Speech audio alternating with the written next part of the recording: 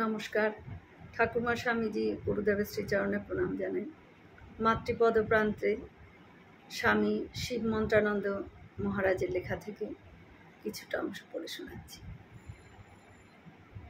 পার্বতী মহারাজ নামেই সবাই তাকে চিনত। সন্ন্যাস নাম তখনও কেউ সেভাবে জানত না। মহারাজকে এক ভক্ত প্রশ্ন করছেন, আচ্ছা মহারাজ, রোজ রোজ পূজা করতে একঘেয়ে লাগে না? পূজা?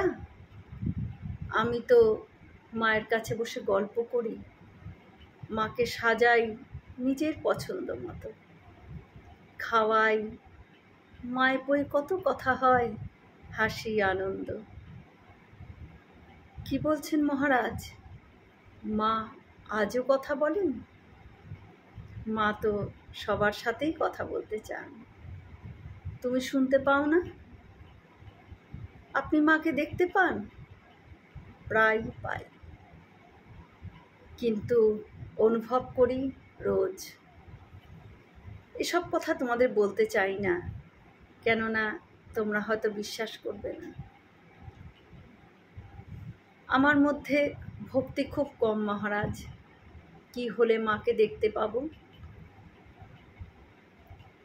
তা যতই জপ ধ্যান করো না কেন, মায়ের কৃপা না হলে তার দর্শন হয় না। তবে সাধনা করে যাও, মায়ের ইচ্ছে হলে সব কিছু হয়ে যাবে। বেলুড় মঠ কত বড় তীর্থস্থান। স্বামীজি বলেছেন, এই মঠে কখনো ব্রহ্মজ্ঞের অভাব হবে না। কিন্তু মহারাজ, আমি তো কিছুই অনুভব করি না। সাধনা করতে থাকো, একদিন নিশ্চয় বুঝবে। আচ্ছা, তুমি এক কাজ করো, রাত 2-2:30টার সময় মঠের জমিতে গঙ্গা তীরে কিছুক্ষণ বেড়াও। স্পষ্ট অনুভব করতে পারবে একটা অন্যরকম ঢেউ চলছে। মায়ের মন্দিরের সামনে দাঁড়িয়ে থাকো, অনুভব হবে নানা দিব্যাত্মার উপস্থিতি। তো শুধু রাতেই কেন মহারাজ? এ তো ভূতের গল্প হয়ে গেল। দিনেও হয়, কিন্তু দিনে এত লোকের ভিড়, কত রকম আওয়াজ, চিন্তা তরঙ্গ, তাই দিনে বোঝা যায় না। ননীগোপাল মহারাজের কাছে শুনেছি, তিনি দেখেছিলেন দক্ষিণেশ্বর থেকে বেলুড় মঠ পর্যন্ত এক আলোর নদী। সে রোজ ঠাকুরের মন্দিরে পুজো করে, তাই এই দর্শন হয়েছে।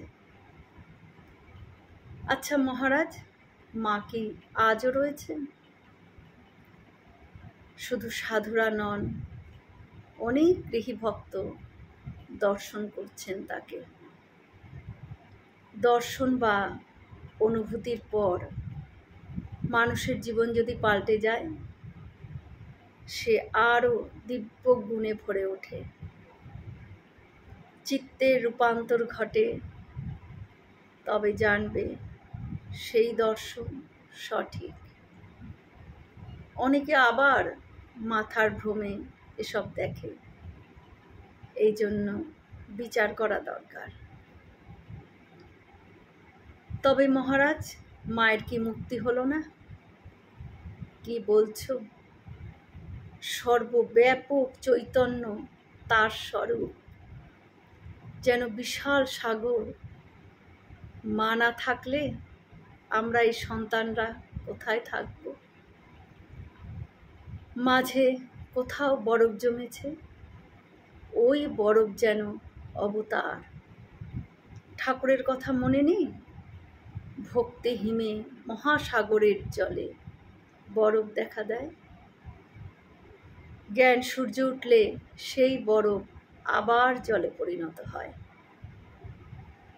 এত বড় গভীর রহস্য। সাধনা করো, জানতে পারবে মায়ের কৃপায়। জয় মা শারদা। আমরা সকলে মিলে একসাথে বলি, জয় মহামাই কি জয়, জয় ভগবান শ্রী শ্রী রামকৃষ্ণ দেব কি জয়, জয় স্বামীজি মহারাজ জি কি জয়। হয়তো অনেক ভুল ত্রুটি হলো, ঠাকুর যেন আমায় ক্ষমা করে দেন। সকলে সুস্থ থাকবেন, আনন্দে থাকবেন। ঠাকুর মায়ের কৃপা দৃষ্টি সকলের ওপর বর্ষিত হোক। শুভরাত্রি।